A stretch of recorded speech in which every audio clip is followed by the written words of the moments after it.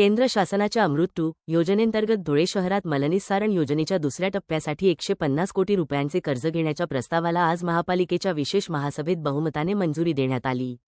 महापालिकेच्या 30% हिश्श्यासाठी MUIF कंपनीकडून हे कर्ज घेतले जाणार आहे। सत्ताधारी भाजप आणि MIMने या योजनेला धुळेकरांच्या आरोग्यासाठी अत्यंत आवश्यक सांगत पाठिंबा दिला।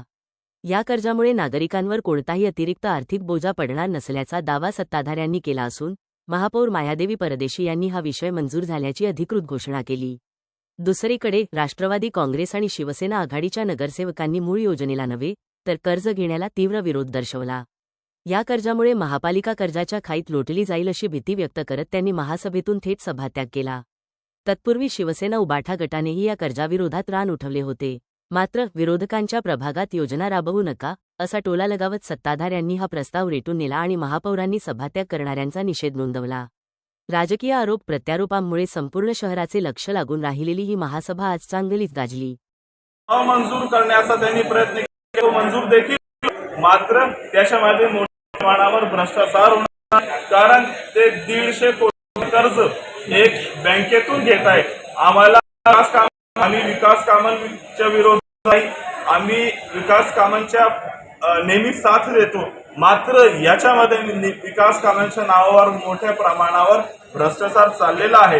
ते लोक ज्या बँकेकडनं तुम्ही लोन घेताय, तुम्ही काहीच क्लिअरिफिकेशन नाही दिलं सगळे सन्मानित नगरसेवकांना, आणि क्लिअरिफिकेशन न देता फक्त वरून जे आपल्याला आदेश आलेला आहे ते विषय मांडायचा, त्यांची जय जयकार करायची, भ्रष्टाचारावर जय जयकार करायची।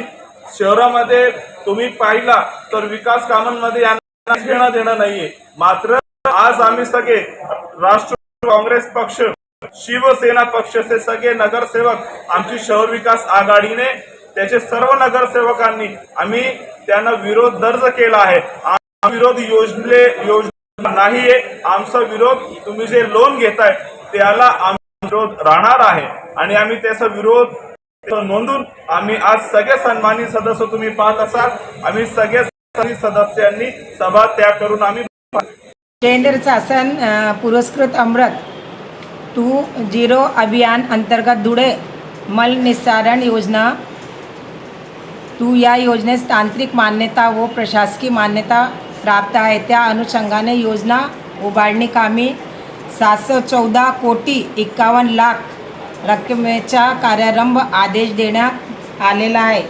जो इस योजना